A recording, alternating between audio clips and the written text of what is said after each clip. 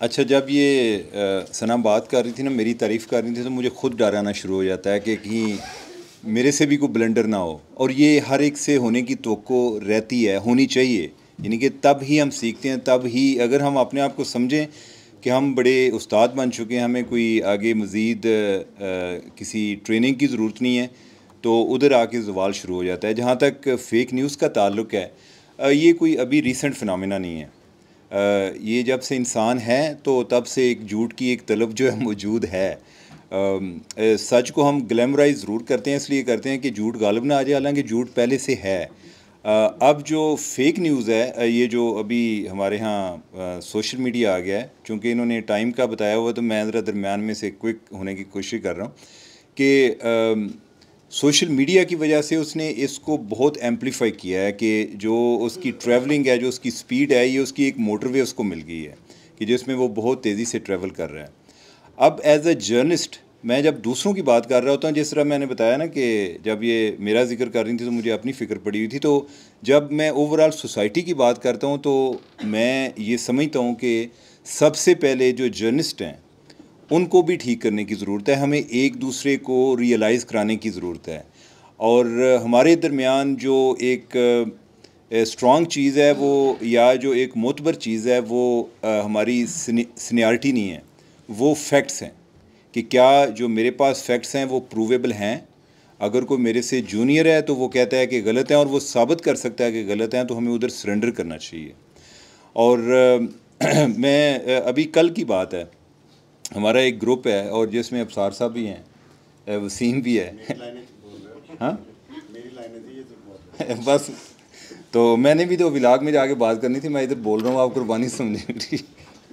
तो उधर एक बड़ा इशू, एक बड़ा एक क्राइसिस जनरेट हो गया। हुआ ये कि हमारे एक दोस्त हैं और उन्होंने कोई एक तस्वीर लगा दी जिसमें कोई ये रमज़ान पैकेज के हवाले से, कि जिसमें कोई पुलिस के ऑफिसर थे, कुछ और लोग थे, और वो दे रहे थे और सारे जो है ना हाथ आगे कर रहे थे ताकि तस्वीर में हम भी नज़र आएँ।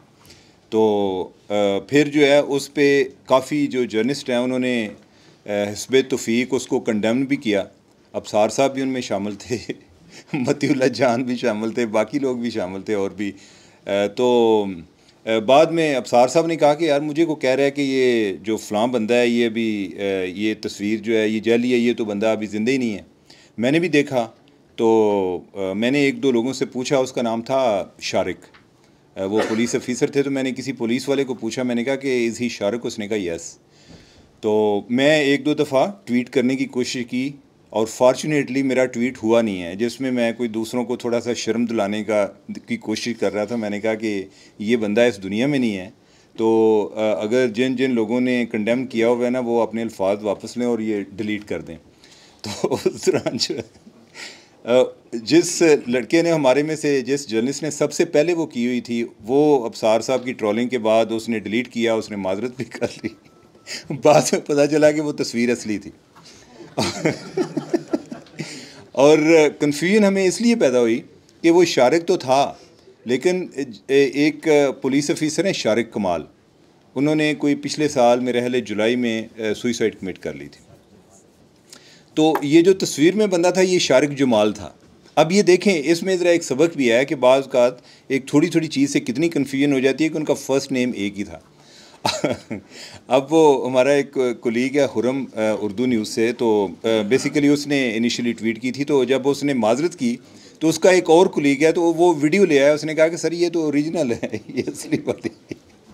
तो फिर वो उससे भी, यानी कि उसको उसने कहा जी कि नहीं जो है ना ये असली है। फिर उस पर भी लोग उसको लान तान कर रहे थे कि यार तू क्या है, हमारे साथ मजाक कर रहा है। लेकिन हमें अप्रिशिएट करना चाहिए। और ये जो मैं आपको बात बता रहा हूँ कि ये किसी ऐसा कोई बड़ा पब्लिक फोरम नहीं था, यानी कि उस ग्रुप में हम कोई मेरे ख्याल 10 या 15 लोग हैं। तो हम आपस में जो जिसके हमारे ख्याल में जिससे गलती हुई थी तो उसको हम रिमाइंड करा रहे थे और वो इस चीज़ को एक्नॉलेज कर रहा था। तो बाद में गो के वो सुरखरू हो गया। तो ये हम जो जर्नलिस्ट हैं हमें अपने लेवल पे इस चीज़ को एक अपने अंदर या अपने जो कबीला है उसमें सेंसिटाइज़ करने की ज़रूरत है। और वजह ये है कि लोग हम पे बहुत ज़्यादा एतबार करते हैं। उनका ये ख्याल होता है जी कि हम बड़े तीस मारहान हैं, हम जो है एक हक़ाइक़ की तह तक पहुँच जाते हैं। लेकिन हम अगेन इंसान हैं, बाज़ औक़ात नई चीज़ों का पता चलता, गलती हो सकती है। और फिर यह है कि अगर गलती पे आप माज़रत कर लें तो बहुत अच्छी बात है, ये आपके ईमान का ज़रा ताकतवर दर्जा है। और अगर आप उसको डिलीट कर दें, ये एक कमज़ोर तरीन दर्जा है, लेकिन फिर भी बेहतर है बजाय इसके कि आप उस पे एक डट जाएँ। और डिलीट करने में हमें लेट नहीं करनी चाहिए, वो यूँ ही पता चले फ़ौरन करनी चाहिए। ये नहीं कि अगर वो बड़ा एक पॉपुलर किस्म का कोई एक कॉन्स्पिरेसी है तो वो 2 दिन चल जाए और उसके बाद काफ़ी आपको रीट्वीट्स मिलें तो उसके बाद आप उसको विड्रा करें, ये नहीं है। तो हमें एज अ जर्नलिस्ट, एक जर्नलिस्ट की जो फाइनेंशियल करप्शन है उससे ज़्यादा उसकी जो इंटेलेक्चुअल करप्शन है, that is very dangerous for the society. ठीक है। और बाज़ औक़ात फाइनेंशियल करप्शन का मोटिव भी अगेन यही बनता है इंटेलेक्चुअल। तो अगर कोई बंदा पैसे लेता है या नहीं लेता और इंटेलेक्चुअली डिसऑनेस्ट है तो दैट इज़ वेरी एक बड़ी क्रिमिनल चीज़ है, एक बड़ी संगीन जुर्म है उसके पार्ट पे। तो बाकी बातें फिर बाद में। तो मुझे दें इजाज़त। अल्लाह हाफ़िज़।